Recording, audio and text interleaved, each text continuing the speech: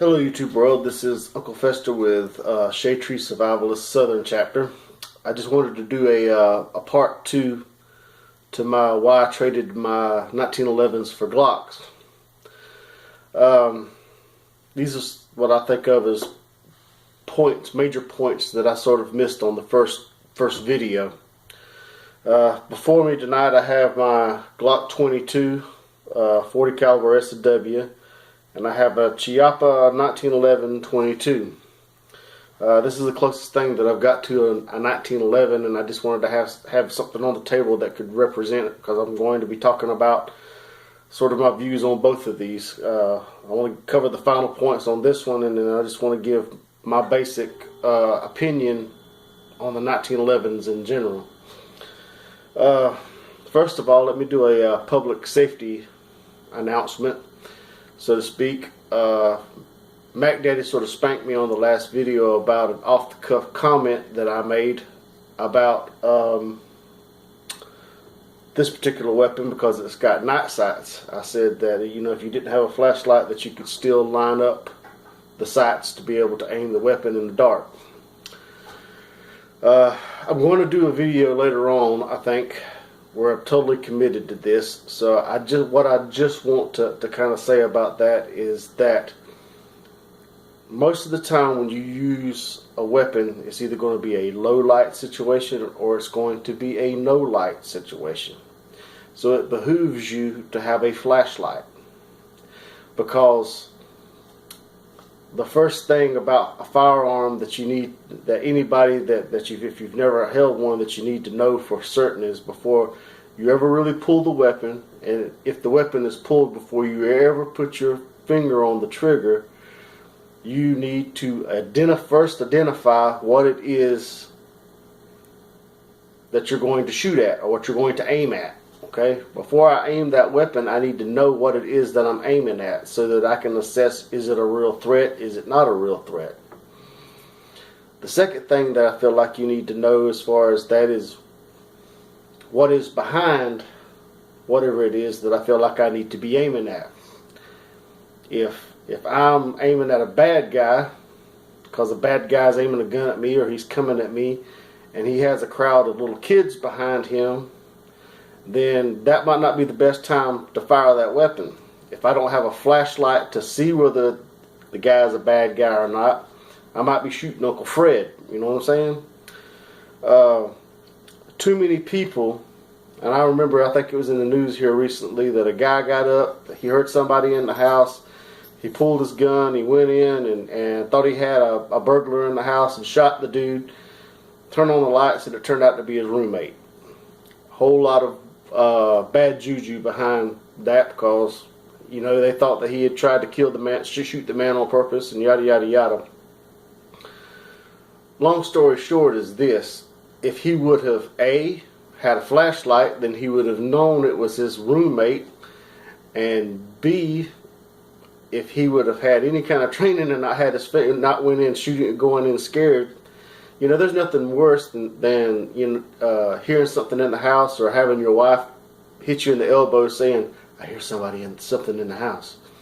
You know, you're on either full pumped up of adrenaline, or you're half groggy, and you know, you're getting up just to appease her because she ain't gonna let you sleep if you don't, and you go meandering through the house, or you're there by yourself and you think you hear something, and you know, there's any number of situations that could occur. A lot of people end up shooting their own kinfolk, or their friends, or their roommates, or whatever, simply because they don't follow the protocol of having a flashlight. So if you own a firearm, you need to either have a flashlight attached to the firearm, and if you do have a flashlight attached to the firearm and it's your everyday carry gun, you need to have a separate flashlight, so that if you get in a situation where you need the flashlight but you don't need the gun, that you can shed a little light on the subject without, you know, having to pull out your weapon. So with that public announcement out of the way, let me make one last thought on that, is that you need to understand that when you pull the trigger on a weapon, any kind of gun, whatever it is, and the bullet leaves the end of the muzzle, you can't take that round back. It's gone. It's set into flight. The second thing that you need to know and understand is that whatever that bullet strikes, you own it. You own that round. Whatever's in the path of that bullet, that's your baby. You know, you might have a bad guy in front of you and you might shoot him, and if it goes through him and then goes through the wall and kills, you know, your kid or somebody else's kid on the other side of the wall, you know, you might be perfectly within your rights with the guy that you intended to shoot, but if it kills the kid in the next room, that's second-degree murder. So just always know that when you fire a gun or you discharge a gun, that bullet's yours. You own that. And whatever it hits or strikes or destroys, that's your baby. And with that said, onwards and upwards, let me go on here to my second page.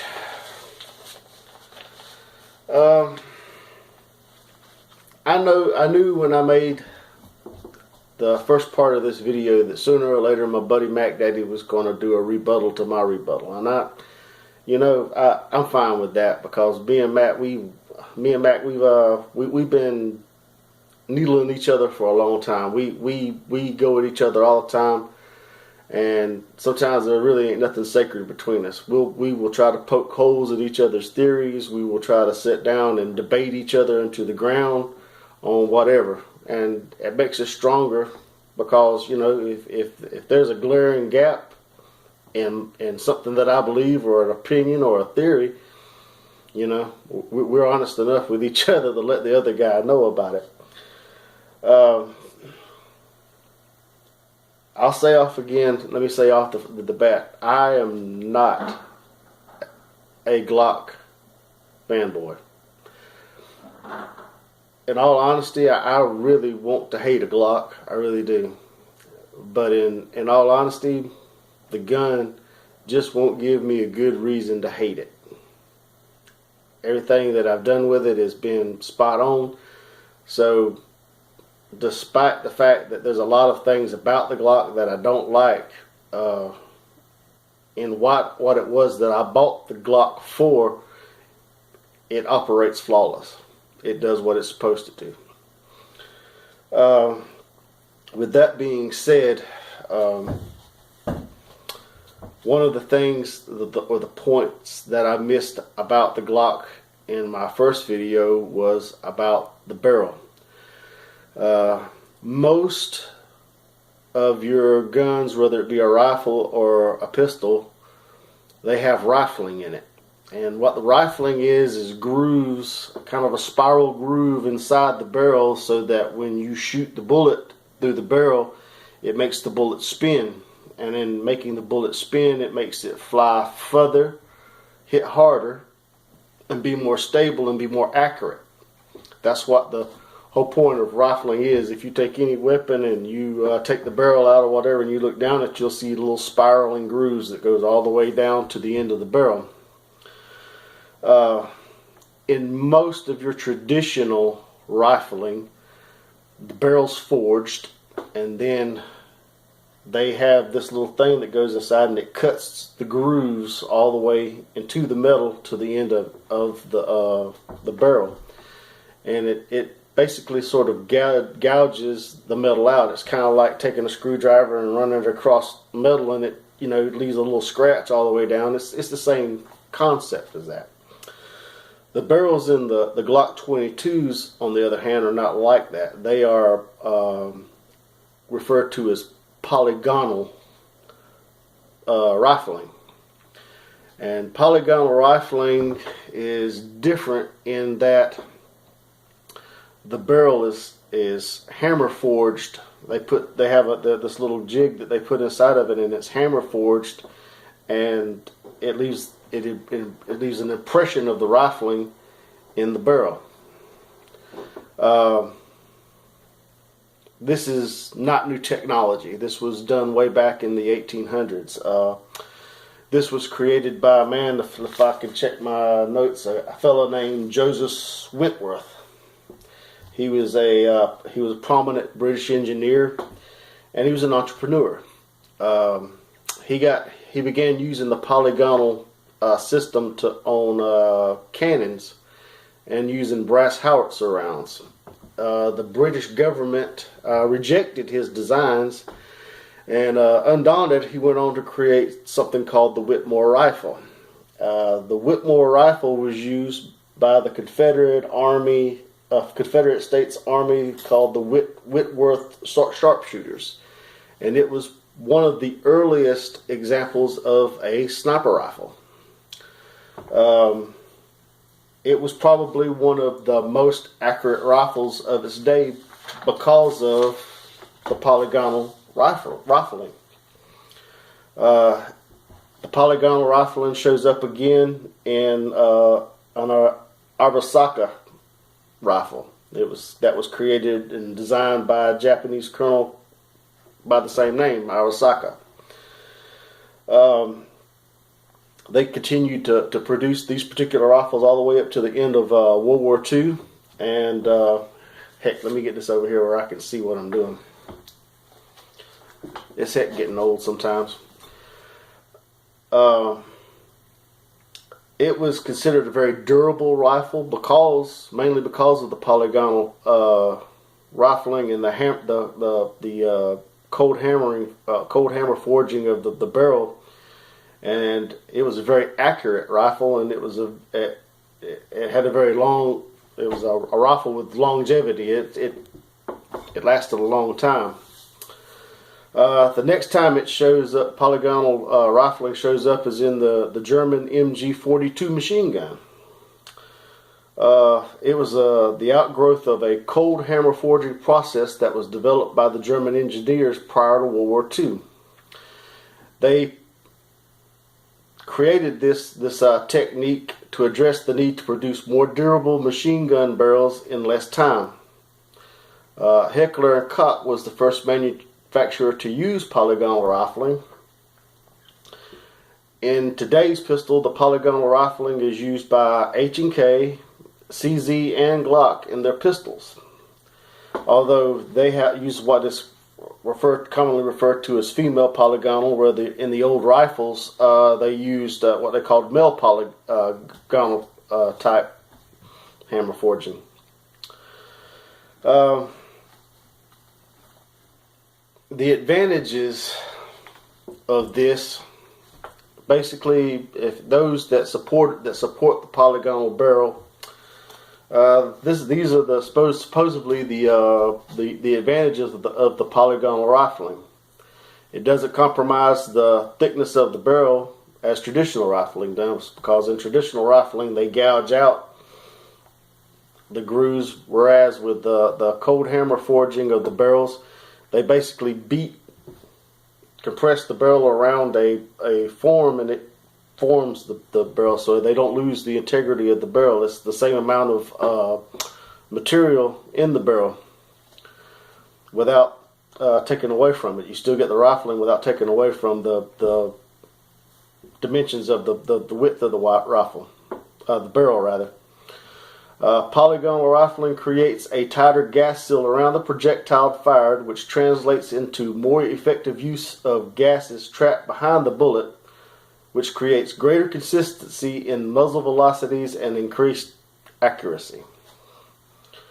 In other words, the tighter the seal that you can get in that bullet, it doesn't let any gas get by it, so it builds up higher pressure, so it comes out of the end of the muzzle going faster because it hasn't lost any of the gases that's pushing it.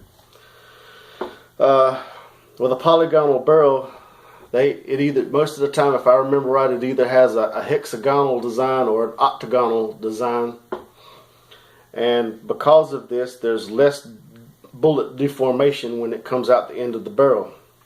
So the more of the closer to the circumference of that bullet that you can keep when it comes out the end of the barrel without deforming it, the less drag that you have on the bullet once it leaves the barrel, and that gives you better ballistics, better accuracy. One of the things that I've learned from being around my buddy Irish is that in terms of accuracy, it doesn't I mean, it's really a whole bunch of tiny things that really add up to make things either accurate or really inaccurate. And one little small thing can throw you way off when you start going out to distances. Reduce buildup inside the barrel, resulting in easier cleanups. Because the grooves are not that deep, there's a lot less area for lead to get in there, so that you ain't got to get the bore brush or whatever as deep into the grooves to try to clean out the fouling. Less sensitive to stress concentrated induced barrel failure. In other words, in layman's terms, it's just a stronger design. And last but not least, it prolonged barrel life. In other words, because it's a stronger made barrel and you're not taking away from the integrity of the barrel when you put the grooves into it, it makes it a more durable barrel that lasts longer. Despite all of the advantages that you get with a polygonal barrel, Glock especially, right in their little handy dandy instruction manual, says that you should not use lead in their Glock pistols, any of their Glock pistols. Due to the shallower rifling, if you fire a lot of lead, especially if you're somebody like Irish who might go out to the range and fire 500, 600 rounds at a time, on a almost like a daily basis sometimes when he has the chance and he has them made up, that lead, as you're firing it through there, fills in those grooves. Every time you fire it, a little bit of that residue of that lead is left behind, and when you fire a large, vast number of bullets at a time, it has a tendency, because of the shallow grooving, to keep it filled in. And if you fill in those grooves to a point where it begins to get smooth, then you keep increasing the pressure that's behind that bullet to a point that you could have a catastrophic failure. This is something that's especially true with the Glocks. One of the other things about this Glock is it has a very steep ramp going up when the bullet goes out of the mag and goes up the ramp into the breech. It's a very steep angle that it goes through, and when you use lead bullets, because of that steep ramp, it has a tendency to peel or take pieces of that lead and peel off lead from the bullet. Which brings me to one of the second points about a Glock that I sort of missed, that I did miss in my other video, is that when the bullet goes into the breech of a Glock, there is a very small portion of the brass that is not inside the breech. It's outside of the breech. So that if this is like the breech and the bullets here, it might be just like that right there, to the point of that there's just a fraction of an inch of that brass that's unsupported by the breech of the barrel. Anything that messes with the head space, or the space between where the end of the bullet is and the beginning of the barrel is, anything that alters that could push the bullet back a little bit further than what it needs to be, and in doing that, you can have a situation where when you pull the trigger, that there's enough of that casing that is not inside the breech, that's past the point of what it can handle, and simply the cartridge explodes inside of the gun. There was a few cases of that, I believe, at the beginning with Glocks, where people would sit down and was firing, maybe perhaps using lead bullets. I would say it would be a combination of another thing, because one of the other things about a Glock, which is probably my third point, is that they say that you should not shoot reloads through them. That it's dangerous. I say that danger is relative. This bullet that I hold in front of you is a reload. I've probably put close to 500 reloads through this particular weapon. No problems. Never had any kind of problem. And that's because of the gentleman that I have who reloads for me, which is Irish. He's kind of my counterpart down here in South Georgia. I think a lot of I don't know this for a fact, but I would give you my thoughts on probably what happened with in a lot of those cases, is that you probably had a reloader who was either been reloaded for a long time and kind of took shortcuts, or you had a newbie that didn't really know a whole lot about it and was just kind of flying by the seat of his pants. If you do not have the bullet seated into the casing at the proper distance, that bullet might be a little longer than what it should be. And if it's a little longer than it should be, and then you put it into a Glock, and that leaves that just a little bit too much of that casing outside of the breech, it blows up in your hand. If you're firing lead bullets and then you don't seat the lead bullet that right, and you get lead built up so that it pushes that out a little bit more, and then you get one of them that ain't seated to the depth, or you didn't put your calipers on it and make sure that you had it at the length that it was supposed to be, at the recommended length. You know, that is a thing. So I feel like if you are a newbie reloader, that you don't need to be reloading 40s for a Glock. One of the other things about the Glock is because of the fact that not all of the brass is inside the breech and has the wall of the barrel of the breech to hold the form, you get something that they call amongst reloaders is Glock bulge. When the powder inside the cartridge explodes, because brass is a soft material, it expands it just a little bit and causes a little bulge all the way around where that bullet sits on the outside of the breech when it's fired. If you are a reloader, like Irish is, and I'm trying to learn a little bit about it. I haven't really got started yet, but I've been along buying up the stuff that I need to try to get him to teach me how to reload. A lot of times we'll go out to his gun range and we'll pick up brass off the ground that other guys have fired and left on the ground. With Glocks being one of the more popular guns, if you do that, there's sooner or later you're going to be picking up a piece of brass that probably has been fired out of a Glock.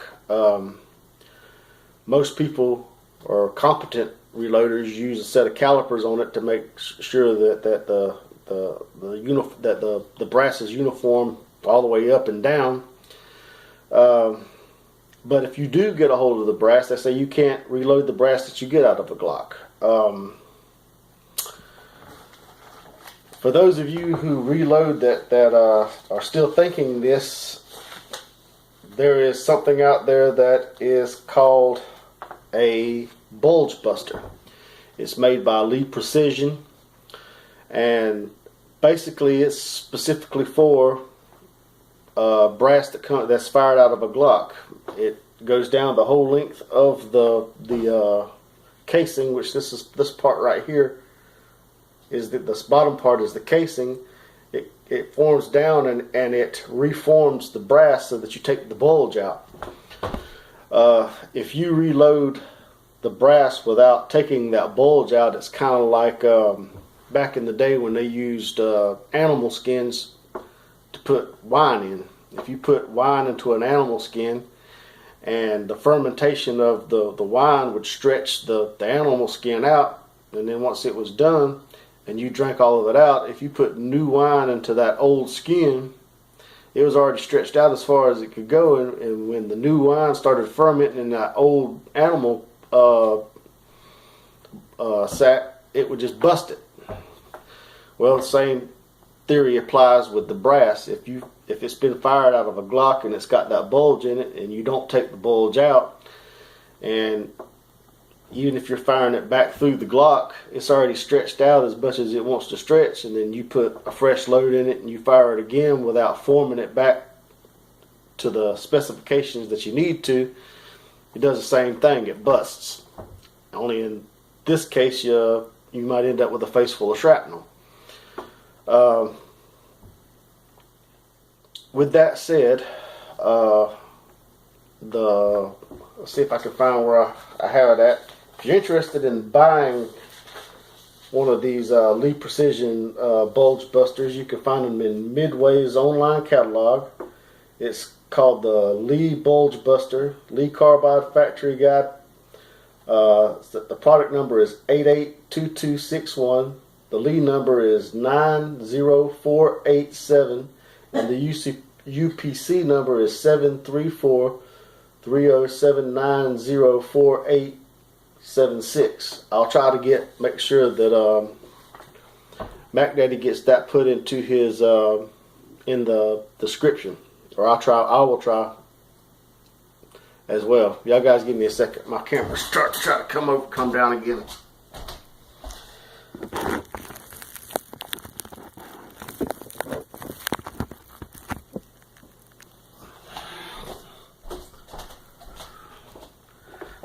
I apologize for that. Me and my cameras have not been getting along with each other tonight.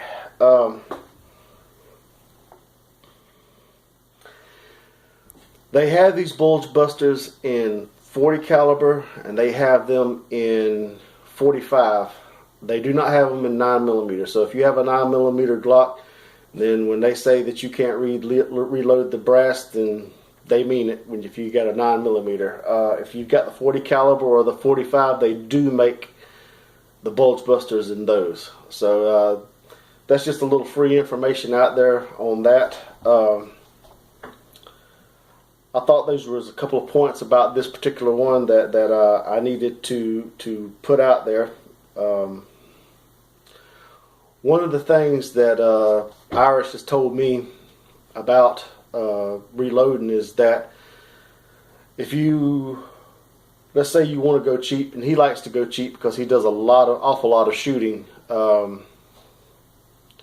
They have bullets out there that are polymer coated. The polymer coated bullets are pretty much just as cheap as the cast lead bullets. And you have the advantage of the fact that because they're plastic coated, basically they have a lot less drag, so you get higher velocities for the same amount of powder. So, if you want to go cheap on it, you can still go cheap and fire plastic coated lead through these, and they also have the advantage that you don't have nowhere near as much cleanup time, because the plastic, if the plastic comes off of the barrel, it's just like little pieces of blue plastic, and one brush through with a bore brush, and generally that's about all it takes to get all of that out of there, versus all of the lead fouling.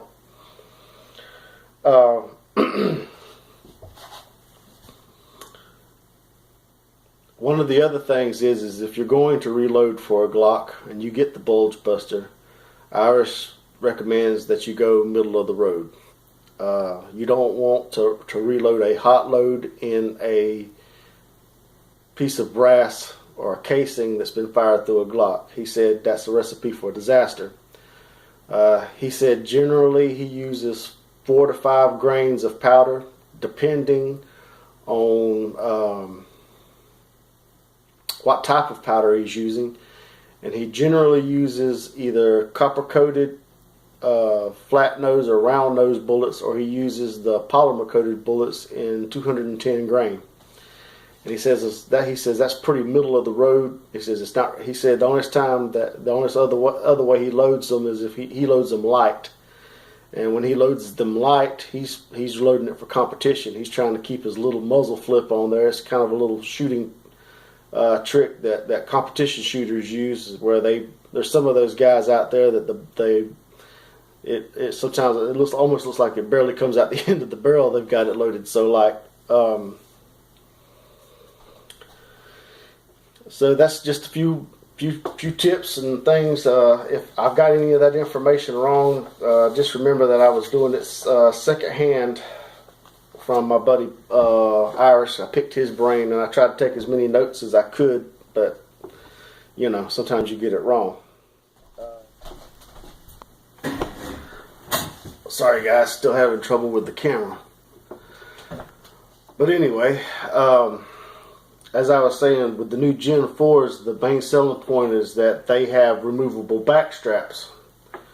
The Gen 3s and the other generations of the Glocks, which this one is a Gen 3, if your hand doesn't fit the grip, tough titty, said the kitty, that's your problem.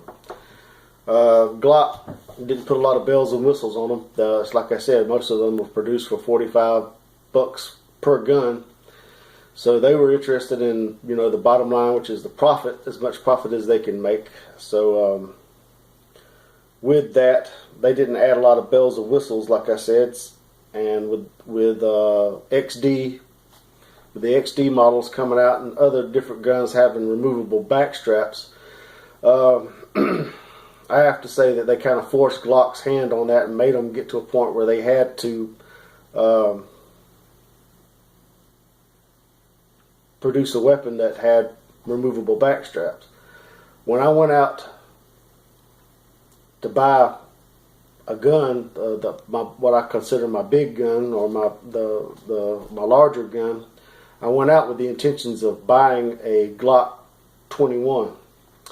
When I got to the pawn shop and began handling the Glock 21, the first thing that I noticed right offhand was that the gun was way bigger than what my hand could handle. I have very big hands, but I have very short, stubby fingers, so my hand did not fit that gun at all. When I picked up the XD-DM, my hand, because it had the removable back straps, I found a back strap in it that fit my hand just like a glove, even though it was a double stack 45. That was one of the major reasons why I bought the XDM over the Glock 21. I would say the two other reasons behind that I bought the XDM at the time over the Glock 21 was that you got 3 stainless steel mags with the XDM, whereas you only got 2 plastic 15 round mags with the Glock 21. The back strap was a major thing, and then I want to say the other thing was that the XDM was $50 cheaper or better than what the Glock 21 was. So that swung me over to an XDM at the time. The reasons that I kind of went from an XDM back to a Glock, that's in the first video. I'm not going to go back over that. One of the last things that I'll sit down and cover before I give my thoughts on my final thoughts on the 1911 is that one of the things that they had a problem with in the Glock 27s, which I don't have it out here tonight, when they first brought them out, they put metal guide rods in them. If you come across a Glock 27 with a metal guide rod in it, buyer beware. They had a lot of reliability and feeding issues because of that metal pin.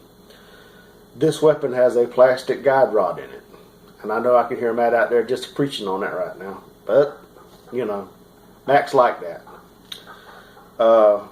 Yes, it's a little disconcerting that the rod is plastic, but after all the rounds that I've put through there, there's no significant wear on the guide rod that I can see.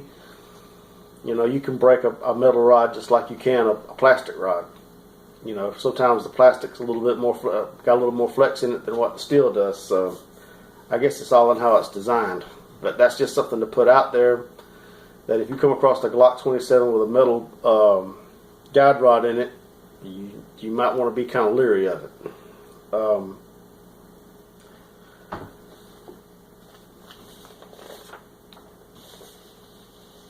Now,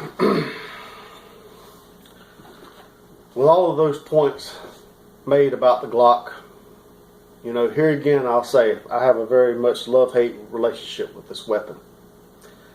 I want to hate it, like I said before, but it's done everything that I have thrown at it. It has went through with sailing colors, and it's not giving me a reason to hate it. And until it does, I'm probably going to hang in there with my Glock 22 and my Glock 27. Now, I've said before that I am not a Glock fanboy, and I'm not. Neither am I a 1911 fanboy. Mac Daddy 1911A1, on the other hand, you know, what do you do when a man's fallen in love with a weapon? He loves 1911s. He always has loved 1911s. In his mind, that's the only weapon that should have ever been built, because he loves the design, he loves the weapon, he loves the round. I mean, you know, he's a 1911 enthusiast, and there's nothing wrong with that. When you love something as much as he loves the 1911, though, it's hard for you to have an objective opinion about it. When you love something or you love somebody, you're willing to take up a lot of you're willing to overlook a lot of its bad features.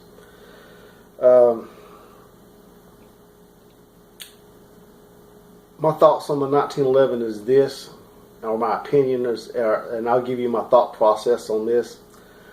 The 1911s was created right along the turn of the century. I think the 1911 got patented in 1911. Therefore, that's where it gets the 1911 from.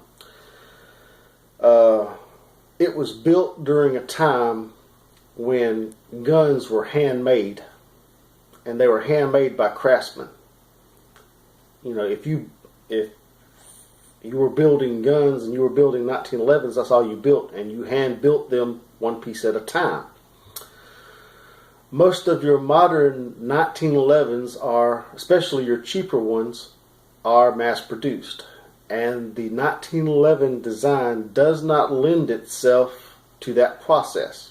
That's not the way it was created, and that is not the way, the best way to turn out the best kind of a 1911, because that's not the way it was designed to be made. It was designed to be handcrafted. I think, to put it simply, a 1911 is not an out-of-the-box gun. These Glocks, you could pretty much take them out of the box, clean them, get the grease off of them, load it full of ammo, and go out, and you're going to pretty much get what you're going to get out of the gun right out of the box. It's going to be accurate.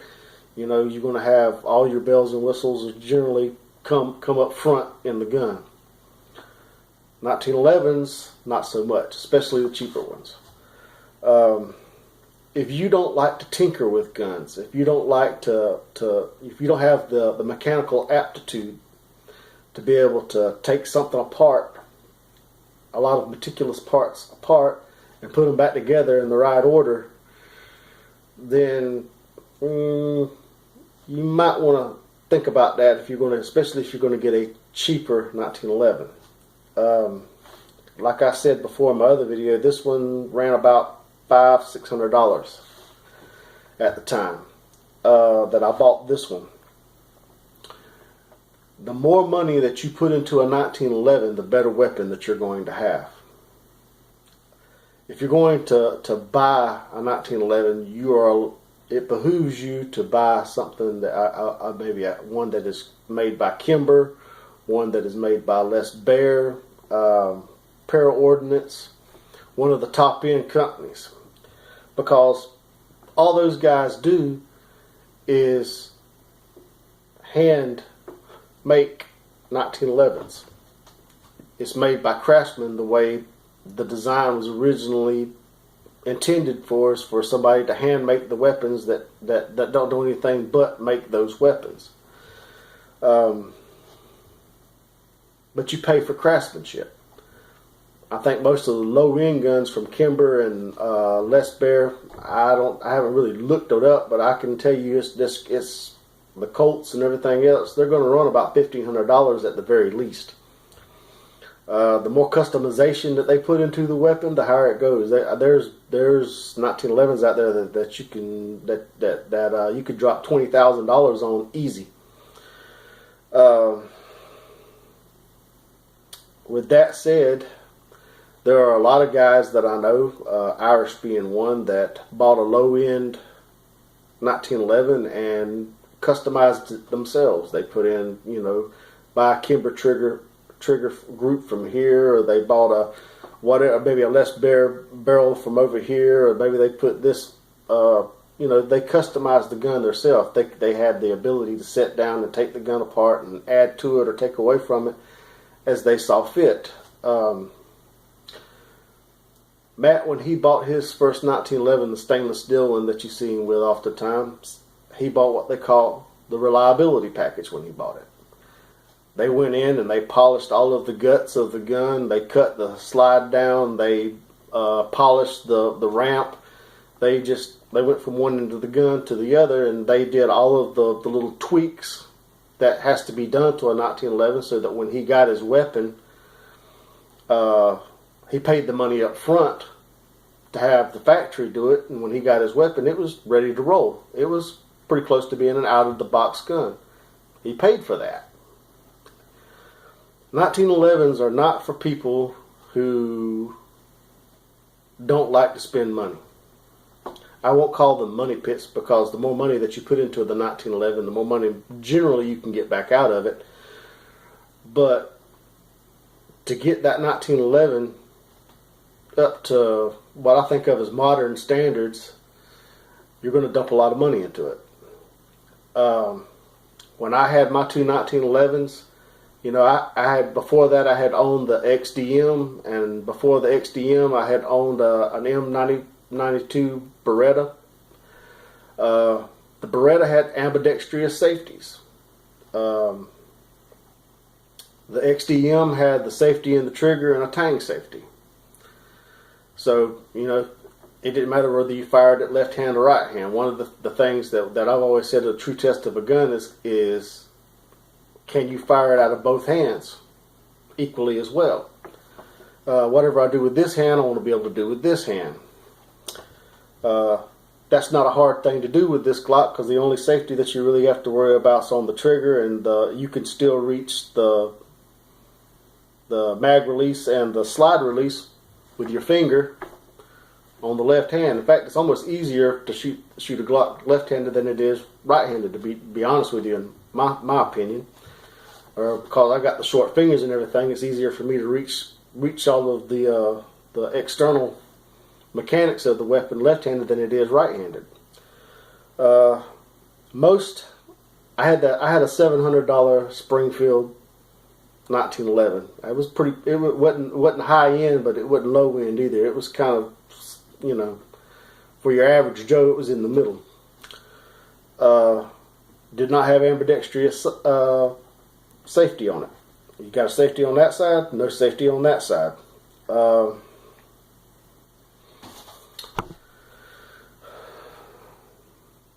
You had just a lot of different things like that as far as that was concerned. One of the other things about the Springfield that just drove me nuts is I had two factory mags that came from Springfield, and those mags were pieces of crap. They were flat like this one is, like this design right here. When the gun was up, it didn't really have that much sticking off the end, and it was next to impossible to try to get it out when you wanted it out, because my mag well was not polished and my mags weren't polished. It didn't just pop out. You had to sit there and dig for it to get it out.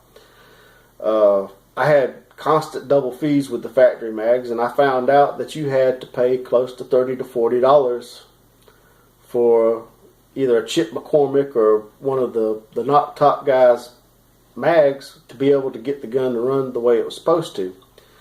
So I was paying about the same for the higher end mags for the 1911 to run right that I was paying for Glock, what I pay for Glock mags, if not a little bit more, and I was getting less capacity for it.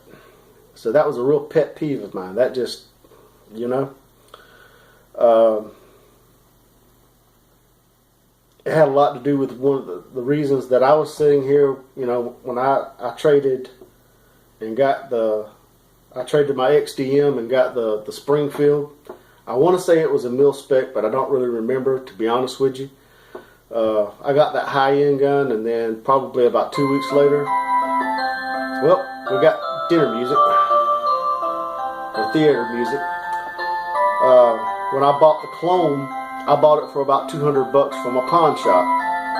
One of the other things that I come across was that the stocks here, the stocks that fit the spec Springfield would not fit the clone because the holes didn't line up. So trying to find stocks that would fit the clone was next to impossible. And I hated the grips on that clone. I really did. My intentions was to have two guns and go out and get the scrimshaw grips and have it on both of them, because I wanted to get the what they call the death head scrimshaw grips, and I wanted to have both of those with that on there. And the fact that the holes didn't line up blew it out of the water. I couldn't do that. The gun was going to be balanced, and being asymmetrical, that just drove me nuts. That was another reason, one of the bigger reasons why I kind of gave up on it. I think one of the other things was that I was sitting with about $1,000 in two pistols, and I did not have anywhere near the modern bells and whistles that I could get from a $500 Glock. In fact, it had more safeties than I wanted, and there was things that I was going to have to add to it just to get it up to where my two automatics, newer automatics before it, was at. Just the ambidextrous safeties, and you know, the trigger pull and everything else. The fact that to carry the 1911, I had to carry it cocked and locked. I didn't like that. You know, I could work around it by keeping the hammer down and just cocking it on the way out, but carrying a 1911 cocked and locked, that was just not something that I was comfortable with. There's a lot of little reasons like this, and I'm saying this not to bash, because I know I'm speaking blasphemy as far as Mac Daddy's concerned. But it's something that if you've never owned one, but you want to own one because of the mystique and everything that goes along with it, it's little things that I wish I would have known before I invested all that money in those two particular weapons and come up disappointed. In my notes,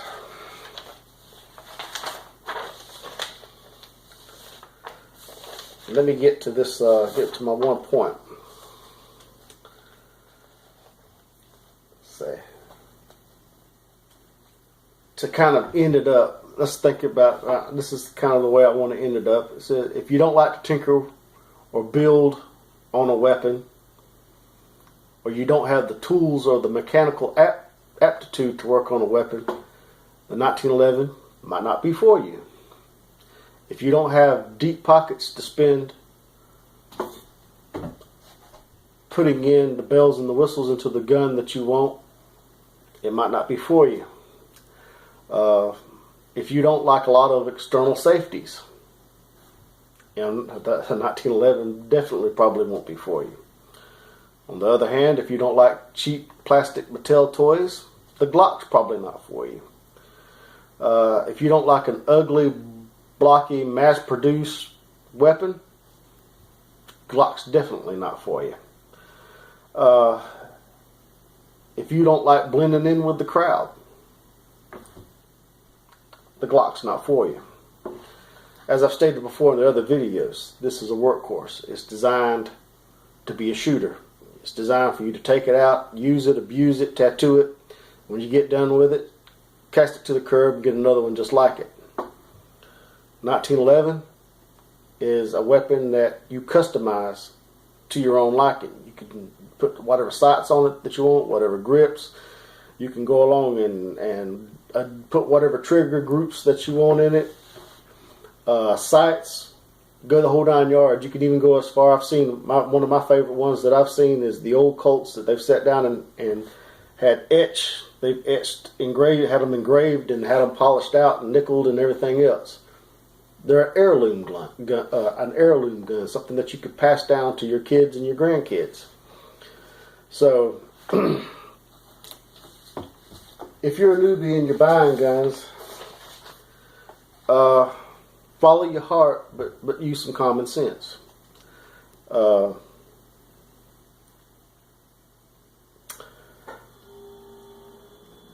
I want to buy some other 1911s, but I doubt I ever will, because I know me enough to know that I'm lazy, and unless I had enough money to pay Irish to do the work that I needed done to the gun, it would never get done. I'd just buy them. I'd probably end up buying. If I was going to buy a low-end gun, I'd probably buy myself a Rock Island Armory 1911. That's about the best low-end 1911 that you can buy, and I'd probably buy one year and buy another one the next year, and then I'd sit down and as I got money up, try to build both of them up from there. But I know me well enough to know that I'm cheap. I'm a very, I don't spend a lot of money, even when it comes to my guns. I want the most bang for my buck. So I'll probably never buy another 1911, but who knows? I might keep saving up my money and finally buy that Smith & Wesson 500 that I've always been dreaming about. But that's material for another video. So, with love and kisses to Mac Daddy, I know I've been blaspheming your beautiful 1911 all night long. I think I've done it long enough.